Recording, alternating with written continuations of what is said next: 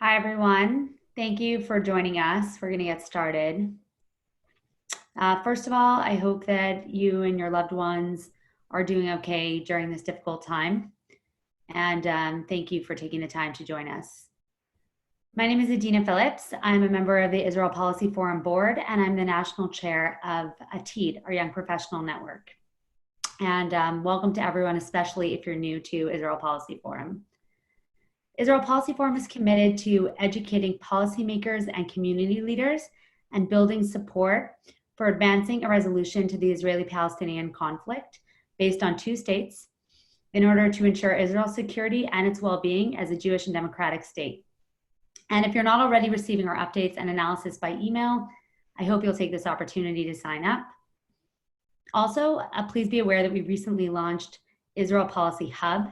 This is our new collection of digital resources, which you can find at israelpolicyforum.org/hub. And I think many of you probably signed up for today's gathering on that site. It's hard to think beyond today's unprecedented global health crisis, but the team at IPF is committed to continuing our work to serve as a credible resource for analysis, to help people understand the dynamics in the region, and to explore and promote ideas for how we may move forward to a more sustainable, secure, and peaceful future. And we are having these gatherings regularly on Tuesdays at 2 p.m.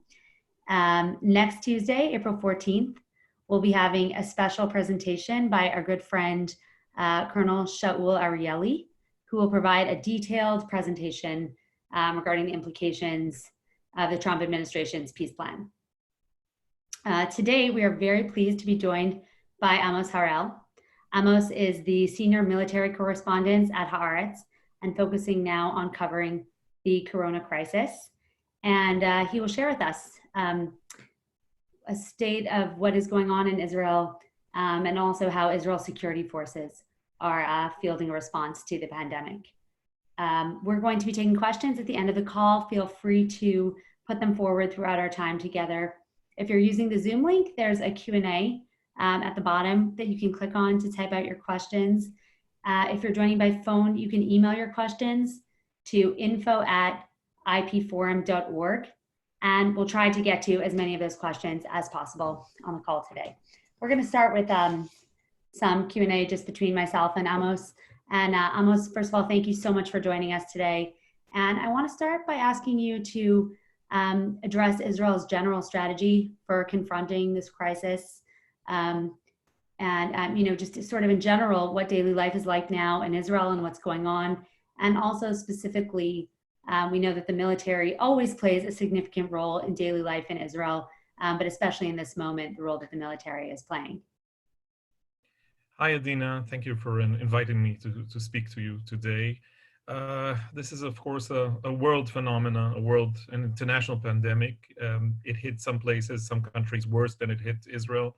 When you compare the situation right now, from what we hear about New York State, for instance, I think the situation in New York State is worse than it is in Israel. And we've seen similar phenomena in countries like Italy, France, Spain, and now, unfortunately, the UK as well.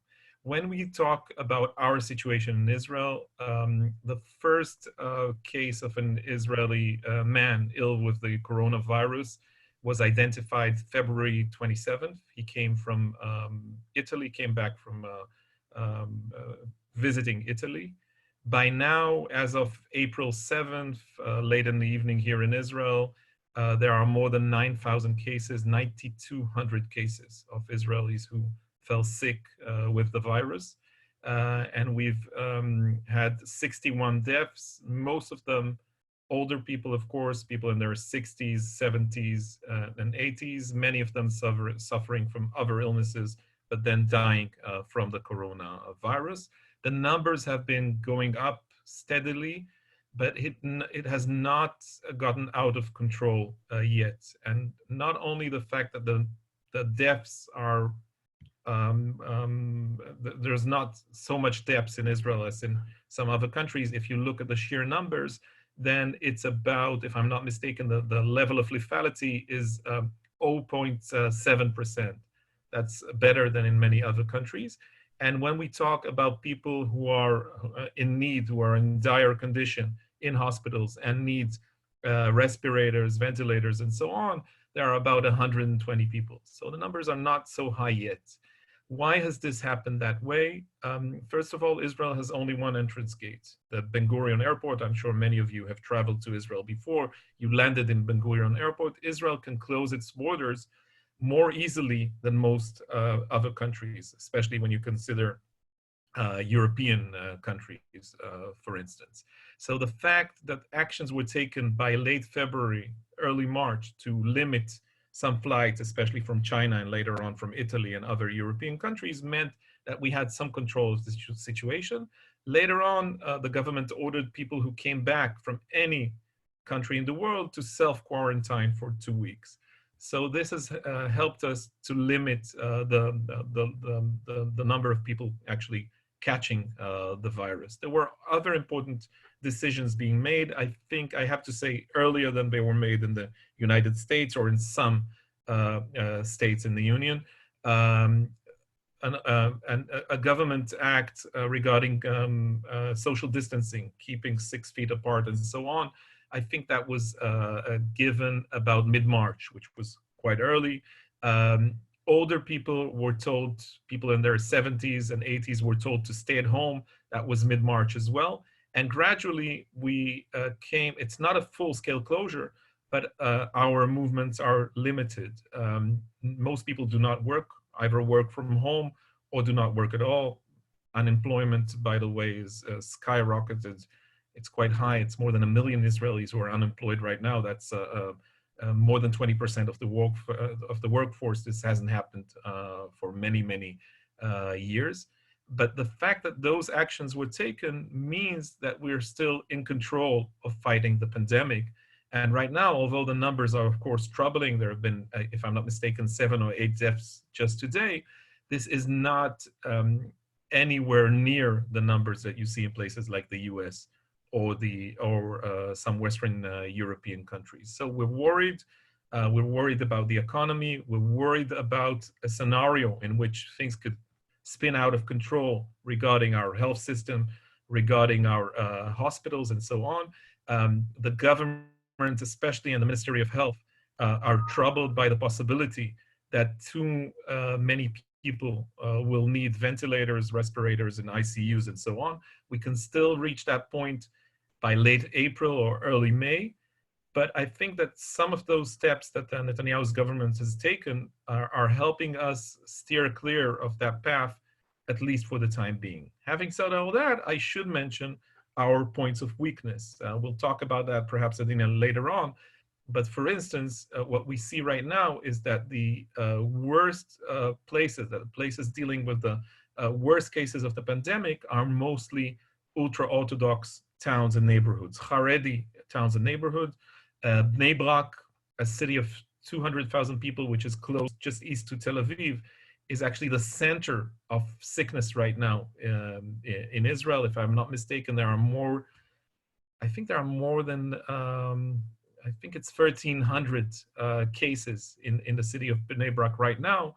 And one would assume that actually the actual number is much higher than that. And this is because the leaders of the Haredi community, both rabbis and politicians, were not quick enough to act. In the beginning, mid-March was Purim. You may remember that. There were Purim celebrations, synagogues, and so on. And the same stories you've heard in places like Monsey or Borough Park, Brooklyn, Jewish communities, ultra-Orthodox communities there. The same cases of, we've seen a version of that happening in Israel as well. So right now, for instance, Bnei Brak is under strict closure for about 3 or 4 days. And this means that the government has stopped people from moving inside the city, in the city and outside of the city. And it also has enlisted army forces, quite amazing. Just anyone who's familiar with Israel would be surprised at that. There are army units, paratroopers, actually patrolling the town, not in order to prevent people from coming out, but actually to help people logistically and bring them food and medicine and so on, because Seder night is tomorrow, and a lot of people are afraid that they won't have enough food for the Seder, for the Passover table. Wow. Amos, can you actually say a little bit more about that? First of all, it's beautiful to hear that story, the anecdote you just shared about military helping families in these towns. And in general, the IDF and the ultra Orthodox share a tense relationship. So and I know that there have been some altercations. So I'm just wondering how this is, whether this is highlighting the larger problem or bringing some, positivity into it, or if you can just comment on how it's touching on kind of that larger theme of that tension that goes throughout beyond this conflict. Okay, let's start with the positive signs. It's quite amazing to see. As you know, most of the ultra-Orthodox community does not serve in the army. This is a point of discussion and debate and quite a lot of animosity between the ultra-Orthodox and the society in general in Israel for many, many years. And suddenly those paratroopers who are on mandatory service in the army, people 19, 20, 21 years of age, some of them secular, some of them Zionist religious, are now helping those families. And the general reaction is very emotional and very, very good. People in Bnei Brak are amazed to see the army there, and they are thankful for the help they're getting, because for a few days they were actually in fear because of sickness and because of that fear that they would remain hungry because they were not able to get out of their homes, and there were problems with food, with supermarkets, and so on. So this is a positive development, of course. It shows in the end this old saying of Kol Israel Chaverim or Kol Israel Achim, that this solidarity is very, very important. And I think in the long run, it will help heal some of the wounds in Israeli society. I think if a 10-year-old Haredi school child, student, now in a yeshiva in Bnei Brak would see a paratrooper coming to his family and not being a Zionist enemy, but helping his mother or his grandfather to survive, I think that would strike a note. And I think in the long run, this is very, very helpful for the Israeli society. Having said that, and being a journalist who attempts to give you the bigger picture, I should also say that there will be tensions between the ultra-Orthodox community and Greater Israel. And that would be mostly because some people are already beginning to blame ultra-Orthodox people for their own fate and also for spreading the virus, so to speak. And especially there's tension regarding Haredi politicians. One point I should make, many of you may already know that, but the leader of Yahadut HaTorah, the ultra-Orthodox Ashkenazi party, a man named Yaakov Litzman, is the Minister of Health. And he's blamed by many people in the media, in politics, and many Israelis as well, for not reacting quickly enough on the virus, for being really ignorant of the developments regarding the pandemic spreading. And it was actually discovered lately that he himself was disobeying some of the orders that the government and specifically the Ministry of Health was giving regarding, for instance, avoiding minyans, 10 people or more, praying in synagogues and so on. And on top of everything else, unfortunately, it was discovered last week that that same minister, Litzman, actually fell sick. Both he and his wife, and he's 71 years old, so it's quite dangerous for him. He's now ill with corona. So, this also, it plays into the general political reaction. In the end, I hope that there will be more good out of this than animosity and tensions, but we will see some backlash against the Haredi community because of its leadership. There's quite a lot of discussions about that in recent days. And while this is happening, there are also many calls for unity and for more solidarity, and people saying the truth, that the ultra-Orthodox should not be blamed for the situation, but that the opposite should be done. They should be given more help in order to get out of this dire situation. Thank you. Yeah, and beyond the expanded role that the military is playing in the ultra-Orthodox neighborhoods, they're playing a more expanded role in civilian life all around the country. Two questions on that. First of all, is that impacting, is that upsetting other people or bringing up other tensions around democratic environment in Israel? And my other question is that taking resources away from other potential security operations? How is the IDF kind of managing that resource allocation? I'm not sure I caught what you meant with the first question. The second had to do with allocation of funds and so on for the IDF. The first was just whether regular civilians, so we were talking about the Haredi community, but Okay. regular civilians, whether there's any tension around the military presence in daily civilian life. Okay. So regarding the first question, it's no big deal in the eyes of most Israelis. Again, think of this from an Israeli perspective and not an American one. 95% of the Israelis, even if they're left wing, let's say 80% of the Jews, even if they're left wing, they're very, very positive towards the army. Even if they disagree with Israeli conduct in the territories towards the Palestinians, the IDF, as you know, is probably the most popular organ of the state in Israel. So people see the army, they don't see the generals, they see the 19-year-old kids. And these are our collective children, if you'd like. And this is how we react to them. And everybody's happy that the army is helping. And actually, there are more and more calls to give authority to the army, to let the army, the chief of staff and the Ministry of Defense handle things, because the Ministry of Health is evidently not doing a very good job right now, and because this is a wide-scale crisis, something that we've never encountered before. And if it's close to anything, it's closer to war, and maybe they have more experience to deal with that. When you talk of resources, right now the IDF is saying, look, we'll give you everything you need.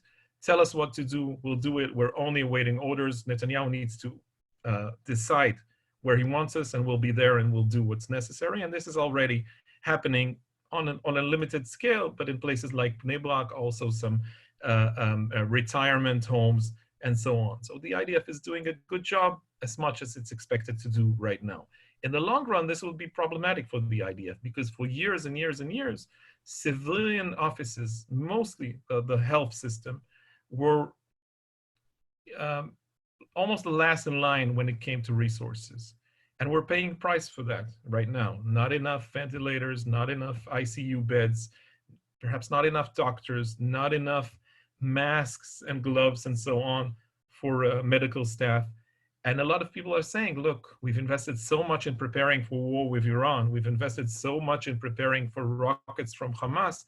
Maybe we should have done more. Not maybe. People are saying, yes, we should have done more, and we should have spent more money on helping our hospitals in order for preparing them for a worst-case scenario. And evidently, this did not happen. But the chief of staff of the IDF, I met with him a few weeks back. By now, he realizes that he's not going to get the money he hoped for. He's a new chief of staff. He's been in office for about a year, and he had some grand plans for the army, mostly a 5-year plan, which would have meant much more, many more $1 billion of resources. This is not going to happen, because we're entering a huge financial crisis, just like every other country in the world, and because so much money is already being spent, and will have to be spent, more money will have to be spent on our health system in order to help it deal with this current situation. So the army is not going to be able to buy all those expensive war systems that it hoped to get. I should add one more point from an American perspective. As you very well know, $3.8 billion of American security assistance promised by the Obama administration, that was signed in 2016. The agreement was put in place in 2018 under the Trump administration. Is this going to stand, considering America's economic problems right now? Trump considers himself a good friend of Israel, but I think that within a year, this notion of this very stable assistance from America to Israel would be challenged, considering the new circumstances. Great, thank you. Let's shift to talking about Israeli-Palestinian coordination.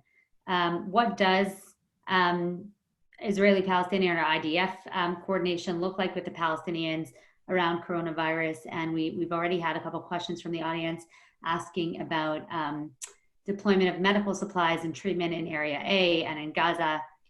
So I'll punt it to you. Okay, so this is a very interesting question. The current feeling right now is that we're all in this together. This doesn't mean that Netanyahu and Abbas suddenly fell in love. They haven't even talked. President Rivlin talked to Chairman Abbas a few days ago. Netanyahu and Abbas, we were familiar with them, this non-existent relationship between the two of them in recent years. It hasn't changed. But the general understanding, both in Ramallah and in Jerusalem, is that we need to help each other here. Of course, Israel is the stronger side. Israel has much more resources. Israel has a much more efficient and wealthy health system. But Israel is actually helping the Palestinians. It's delivering them tests. It delivers them masks and gloves for their medical supplies, and it's giving them advice, medical advice on a daily basis on how to deal with the virus. For as far as I can tell, if I remember correctly, there was one case of a death in the West Bank, and about 150 sick people with the virus in the Palestinian territories. That's not very high, but the fear is that, again, that there would be too much sickness there, and they would be overflooding the already small hospitals there. So Israel is giving them quite a lot of help, and in fact, there were some precedents being made. For instance, both states agreed that Palestinian workers, who mostly are employed in agriculture and especially in the building industry inside Israel, would remain for about 2 months inside Israel, would not go home to be with their families, stay and build homes and help with farm work in Israel, in order for them, on the one hand, to help their families, assist them financially, and on the other hand, stay in Israel in order not to bring the virus with them back home. Right now, the PA is rethinking its attitude. It's already called on many of these workers to come back after Passover, and there's some tension over that, especially because the PA, while expecting Israeli help, is also complaining that Israel is actually spreading the virus in the West Bank and so on, which is, it's not true, of course, but it goes to show, it only goes to show about the lack of trust between the two sides. Now, the other thing happening is with Hamas in Gaza. And then again, this is also interesting. This has been the calmest period the last month. There was one case in which a rocket was launched from Gaza to the Negev area. Other than that, absolute calm. Why? Because Hamas is terrified by the virus. There have been 13 cases in Gaza. Nobody died yet. Two of them, the two original cases, are Hamas people who came back from some religious conference in Pakistan, brought the virus with them. Hamas quarantined them quite early. And right now, we don't know of any major pandemic going on in Gaza. Having said that, you're all familiar with the basic condition in Gaza. The fact that it's so densely populated, 2 million people living in a very narrow strip, the fact that the infrastructure, whether it's water or sewage and so on, is terrible, and the fact that the hospital system has very, very limited resources. So then again, they're expecting Israeli help. And again, Israel and some international organizations as well have moved corona tests inside Gaza in order to help them at least discover if there are any more cases of illness with the coronavirus. Right now, we've turned the corner here, and we're into quite a delicate situation right now, because Hamas is expecting more than that. And actually, the leader of Hamas, Yahya Sinwar, made a speech last week in which he asked for help, indirectly asked for help from Israel on the one hand, but also threatened Israel that Hamas may retaliate if the pandemic breaks. And he was actually hinting that he was willing, for the first time in 5 years, to seriously discuss the question of the POWs. If you remember, many of you, I assume, are familiar with the details. There are 2 cases of Israeli citizens who crossed the border to Gaza and disappeared. It's assumed that they're held by Hamas alive. And there are 2 cases of the bodies of Israeli soldiers, Oron Shaul and Adar Goldin, who died during the 2014 Gaza operation, Protective Shield, and their bodies would not return to Israel. There have been fruitless discussions for years and years because Hamas demanded the release of hundreds of prisoners. It wanted a sort of a shalit deal. Again, Israel refused. Now, it's assumed that the negotiations would be resumed because Hamas especially needs that. Hamas desperately needs help to fight the virus. It wants Israel to help, and it may be willing to pay by at least discussing some moves, some steps of moving ahead with the POW deal. And just recently, about 2 hours ago, Netanyahu's office released a statement saying, we are willing to negotiate quickly, and we've told the mediators, meaning the Egyptians, that we're willing to talk with Hamas indirectly over this. So it's an important step forward. I wouldn't go as far as saying that this will be solved soon, but I think that the crisis has also created a sort of an opportunity here. Great, thank you. Let's talk a little bit about annexation. Amidst this crisis, of course, in the background, we have the continuation of Israel's turbulent political shuffling. And Israel Policy Forum has been sounding the alarm on the ramifications of annexation for a long time, and enumerating the risks that exist under normal circumstances. But I'm curious on your view as to what annexation means specifically in this moment. So knowing that this is a topic now for Gantz and Netanyahu in their coalition talks, how would annexation rising up in the discourse impact current cooperation on coronavirus or security cooperation?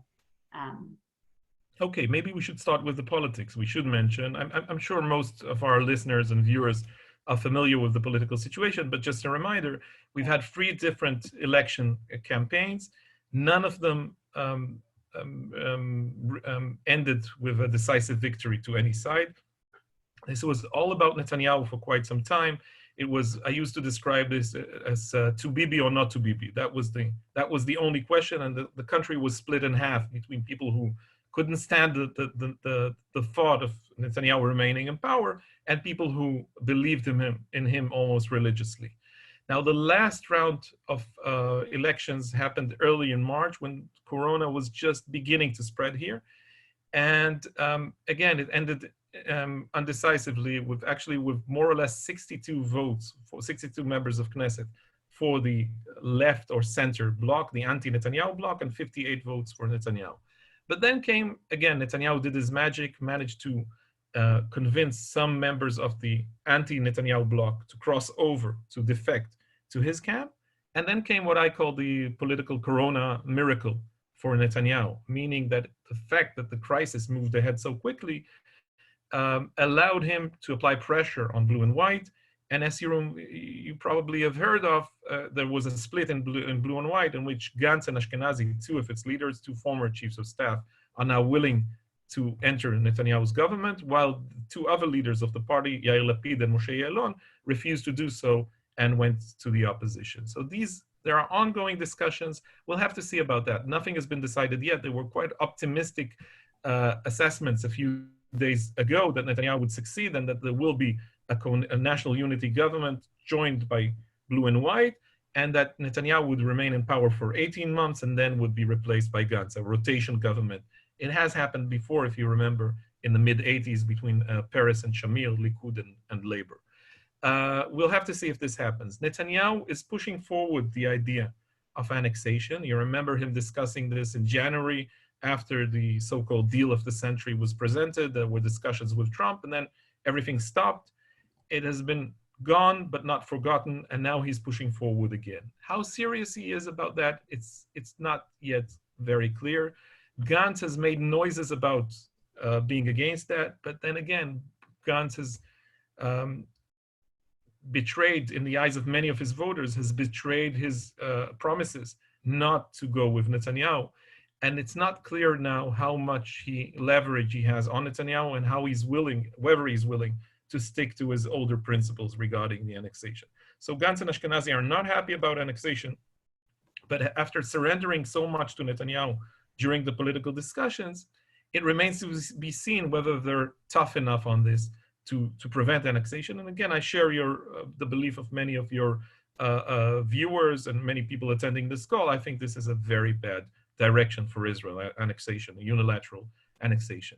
Then the question remains, we'll have to see where the fight against the virus is around July to October. But I think a lot of this depends on the political situation in the US. I don't know if it would be top priority for President Trump. I don't know how popular he is going to be uh, with his base at that time, considering the way the pandemic has hit the United States. We'll have to see about that.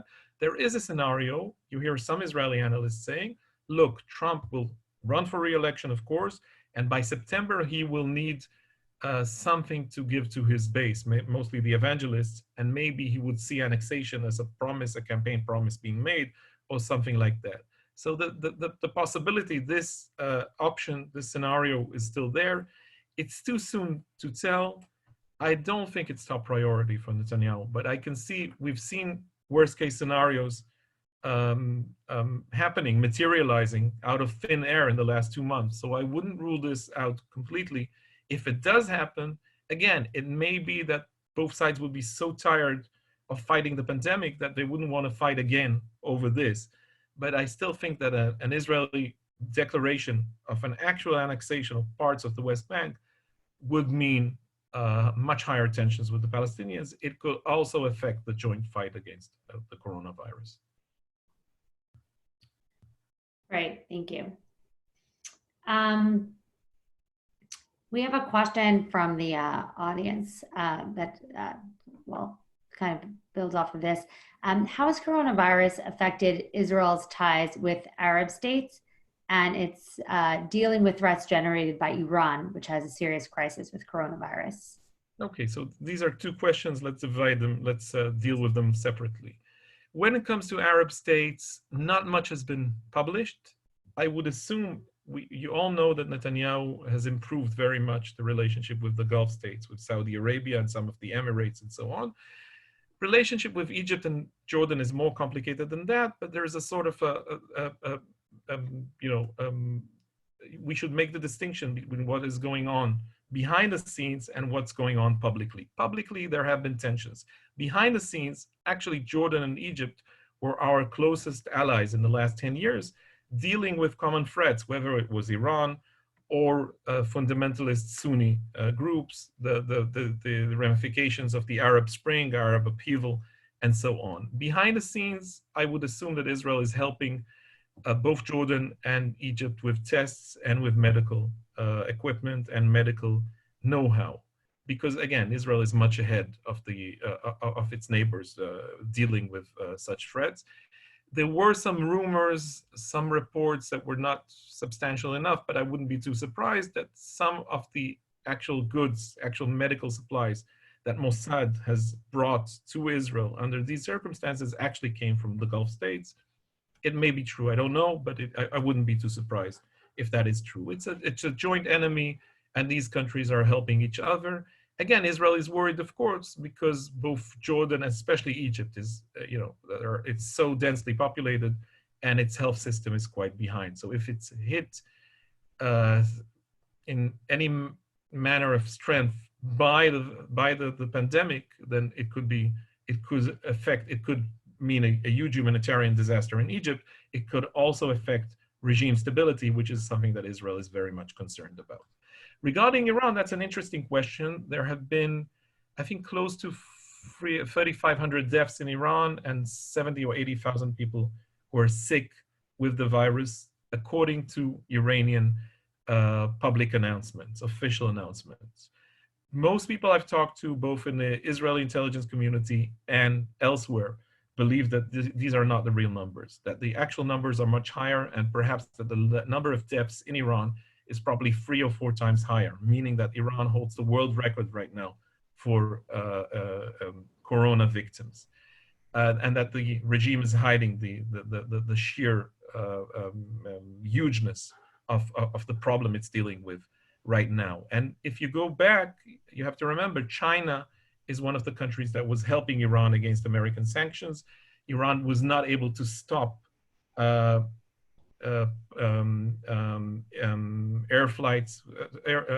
flights from China. Because of that, probably the virus was spread that way. The pandemic spread in Iran. It also spread between the holy site, the holy town of Qom, and the town of Tehran. And of course, many regime many people high up in the regime actually either fell ill or died from the coronavirus quite early. So Iran is in a very, very bad state right now. Iran is also dealing with American sanctions, and it's dealing with oil prices dropping, which puts a very, very heavy burden on its economy. And as you know, in the last few weeks, Iran has actually been asking America, almost pleading with the Trump administration to lift those sanctions. The Trump administration is saying, I would assume with some support or some advice from Netanyahu, that this is not the case. If Europe wants to help Iran deal with the virus, it can do with that. It can do that. It has nothing to do with lifting the sanctions. So the pressure on the Iranians is quite high right now. On top of everything else, you have the tensions in Iraq. You remember in early January, America assassinated General Qasem Soleimani, the head of the Quds Force from the Revolutionary Guard, the IRGC. And tensions are still high there, and the Iraqi Shiite militias, who are financed by the Iranians, are still looking for retaliation against the Americans. So a lot of reasons for tension on the one hand, but also a very weak Iran right now. And the question is, would America try and push Iran into a corner, or would America step back, understanding that this is too much, and if Iran is pushed too hard against the corner, it may react violently. I should also mention the situation in Lebanon.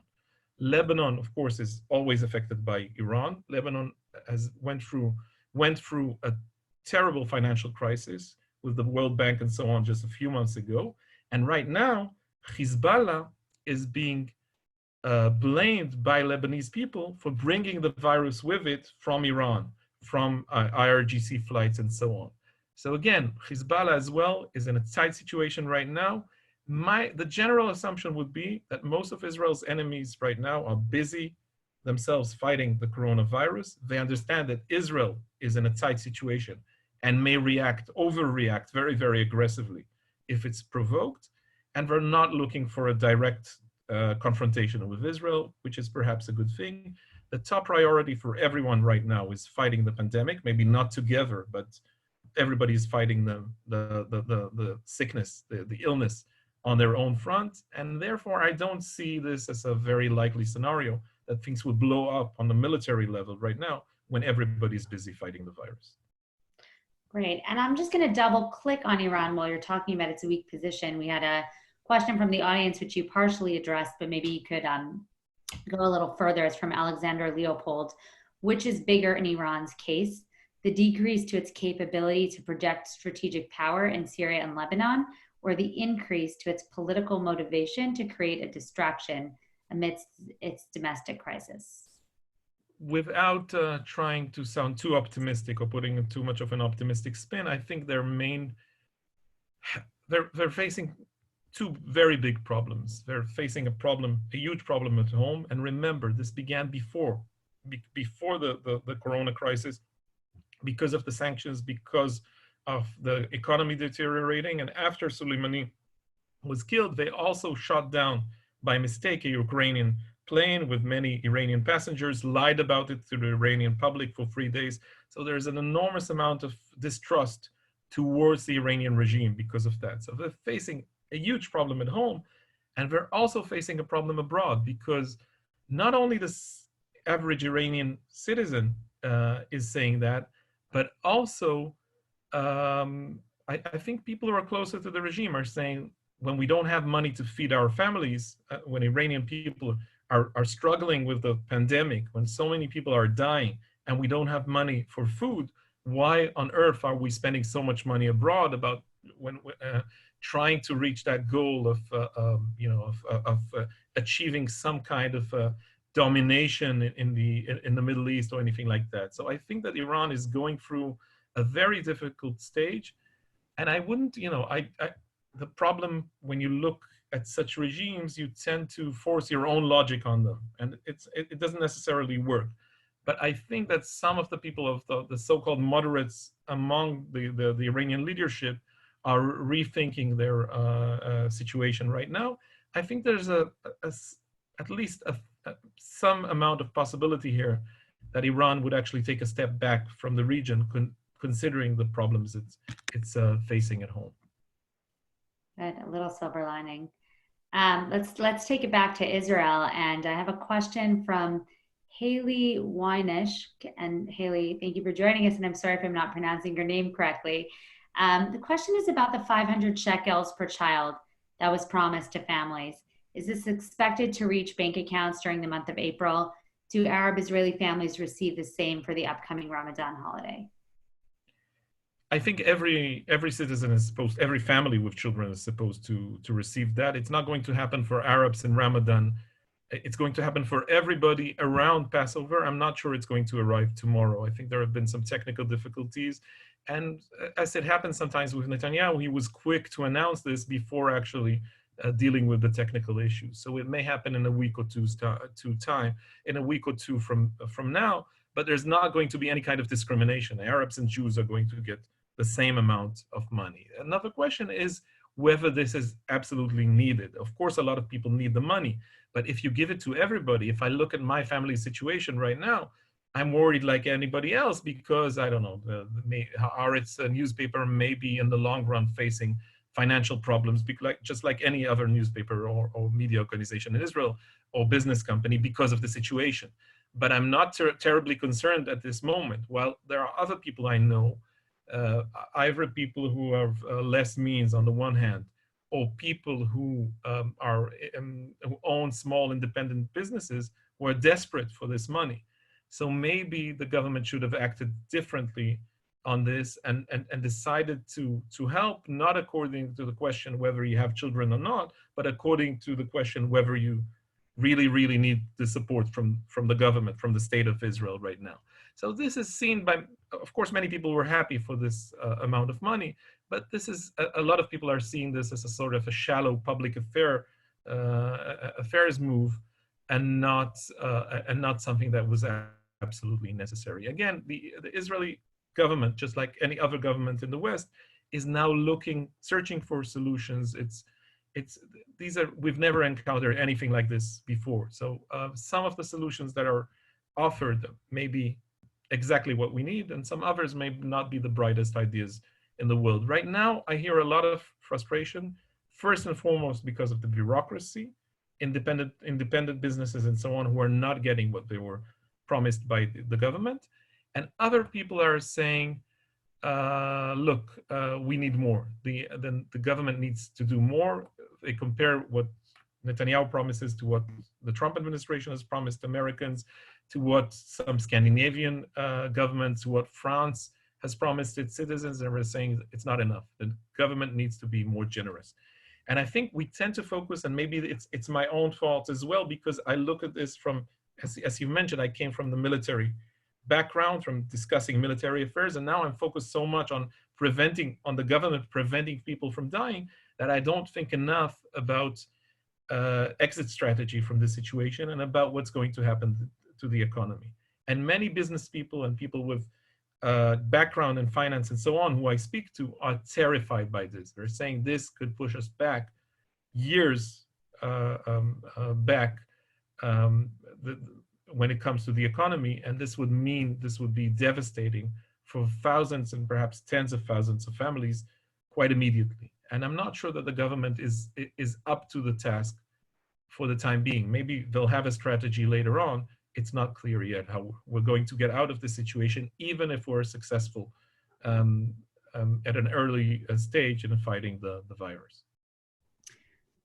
Thank you. And on the note of the economy and the financial collapse, we have another question about the impact of coronavirus on the PA, specifically the growing financial crisis facing the Palestinian Authority, and whether the IDF and Israel are concerned, and what, if anything, can be done to prevent a complete economic collapse in the West Bank, which could lead to greater security challenges. Look, I don't think it's a top priority right now. Again, Israel is focused, A, on fighting the pandemic, B, dealing with its own financial problems. I don't see Israel helping the Palestinians so much right now. It's not top priority.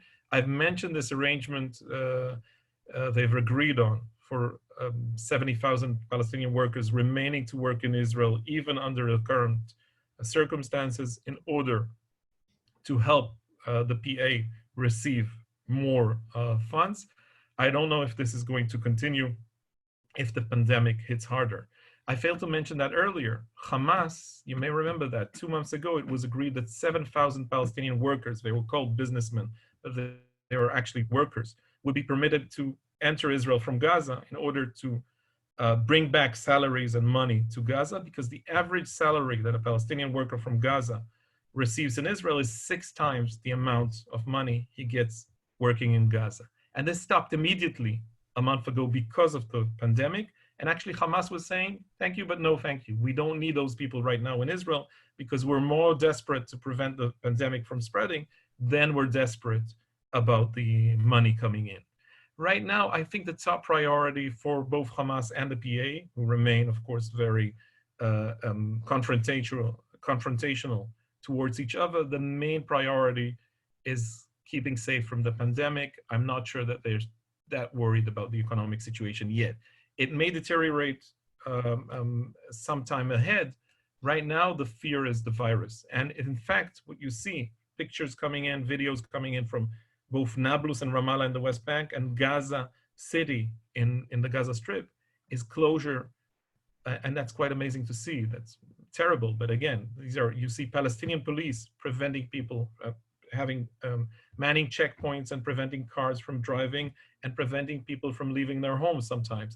We're used to see that from the perspective of Israeli occupation. This is what's going on right now, Palestinians against Palestinians, not because we're happy about this, but because this is seen as the right step to take against the virus spreading. Great, thank you. I'm gonna ping pong back to your earlier comments about a weakened Iran.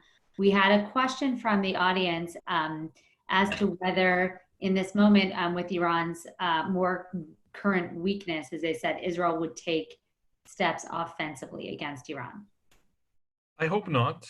I think right now, again, the top priority is dealing with the economic situation and fighting the coronavirus. But you have to remember how ideologically focused Netanyahu is on fighting Iran and preventing Iran from becoming a nuclear force. And if at one point or another, we receive the intelligence that Iran has lied again to the world and is going for a breakthrough in its nuclear project, then I wouldn't rule it out completely. If Trump and Netanyahu around August or September or October discuss this situation, reach the conclusion that the Iranians are lying, and perhaps the president feels that this may be a good scenario for him come election time, I couldn't rule it out completely because, again, you have to remember how obsessed Netanyahu is with that notion of preventing Iran from becoming nuclear. And there's a discussion going on right now in Israel. You may remember that about 12 billion shekels, which is close to $3.5 billion, were spent by the Netanyahu governments for preparing for the possibility of a unilateral military strike against Iran. That was about 2010 to 2013, before the JCPOA was reached in 2015 and so on. And some people are actually using that, talking about that money and saying, if that money had been allocated to improving our hospitals, we wouldn't be in such a situation right now. Is Netanyahu thinking in the same terms? I don't think so. I think he still sees Iran as a top priority. And I think if something gets out of control in Iran, he may be discussing again a possibility of a harder line against Iran. I hope it doesn't get as far as any kind of discussion about a unilateral strike. I thought it wasn't a good idea in the beginning of the previous decade. I still think that it's not the right path to take. But I can't say that I'm ruling this out completely, considering the other circumstances and considering the fact that so many unprecedented things have happened recently, just during the last month or so. Thank you. And I'll ask one last question with regards to Iran, but also just in general, Israel's, myriad of military challenges. You've mentioned so many times that it's really all hands on deck in terms of addressing the coronavirus. Is Israel more vulnerable right now from a security standpoint because of all of the military resources that are being directed towards the coronavirus? Yes and no. Perhaps it's more vulnerable because it's focused on fighting the virus, and because Mossad and military intelligence and so on are so busy right now helping the health system and helping the government with all kinds of technical things, whether it's buying stuff, buying medical supplies all over the world, or helping them improve their data systems in order to learn more about the virus. Actually, the head of Mossad and the chief of staff of the army are busy with fighting corona on a daily basis. And you may think, okay, if they're focused there, somebody may surprise us on the military level. But I'm not sure that's true. I think they're keeping an eye on what's going on in the region. I think that the possibility for anybody provoking us right now on a military level is quite limited. And I think that most of our neighbors are quite aware that if they try something right now, that the Israeli reaction may be very, very impatient, that it may be extremely aggressive considering the circumstances. So look, the Iranians and Hezbollah are radical, but they're not crazy. They're quite rational in their discussions and their conclusions. And I would expect them to be careful not to provoke Israel too much under these circumstances. So I could be surprised, I could be terribly wrong, of course, but my hunch right now, my guess is that Iran, Hezbollah, Hamas would be very, very careful not to make Israel too angry right now when it's fighting the virus. Thank you. And I'll read one last comment, and if there's anything you want to add to it, from Robert Larrick. Wouldn't this be a good time for the region to engage in interfaith and geopolitical constructive attitudes? Look, I always agree with that. And I think what we see right now is, first of all, that health is much more of a priority than national goals and so on. And when we're facing such a pandemic, something that we haven't encountered, humanity hasn't encountered for, I don't know, probably since the Spanish influenza pandemic of 1918, that the priorities are changing. When life is at risk and you're fighting such an invisible enemy, then perhaps other matters don't seem that urgent. Will we learn that lesson later on, whether it's about climate change or whether it's about peace? Too soon to tell, and I wouldn't get too optimistic. I wouldn't get carried away about that. But I think that a lot of stuff is going to change when we're finally out of this terrible crisis, whether it's in the US or in a more limited way in Israel. And maybe there will be more discussions about that. Maybe there will be a way forward with the Palestinians. I don't want to set our hopes too high, but I think there's a slight possibility that we will see things differently. Right now, the general feeling in Israel right now is, for instance, that Arab Israelis and Jewish Israelis are in this together. You can hardly see any kind of, there was, of course, the political animosity regarding Netanyahu and the Joint Arab List, but other than that, it's Arab Israeli doctors and nurses who are taking a great share of fighting coronavirus in Israel right now. And I think there hasn't been a better time for Jewish and Arab relations inside Israel for quite some time. Right. Unfortunately, it happened because of coronavirus, but it did happen. We'll have to see whether the same thing is true for Israelis and Palestinians. Amos, this has been so fascinating. You have added so much texture to something that we're all speaking about so much. It was really enlightening for me. So thank you. And I just want to remind all of our attendees that we're doing this every Tuesday. So next Tuesday we'll be with retired IDF Colonel Shaul Arieli. He's a foremost expert on the Israeli-Palestinian conflict in the West Bank and a good friend of our organization. And again, he'll be talking about the Trump peace plan.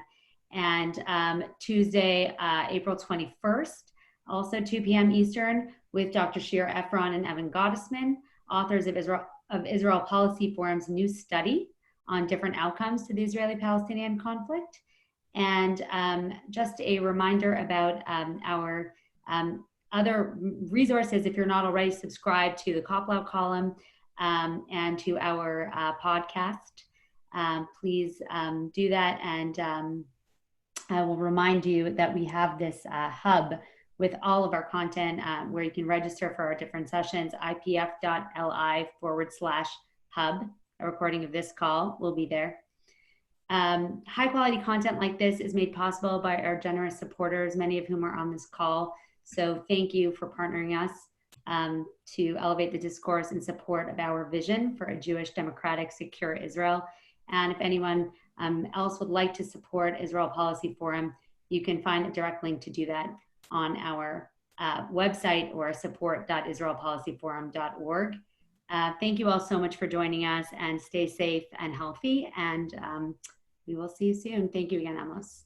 Thank you. Stay safe and happy Passover to everybody.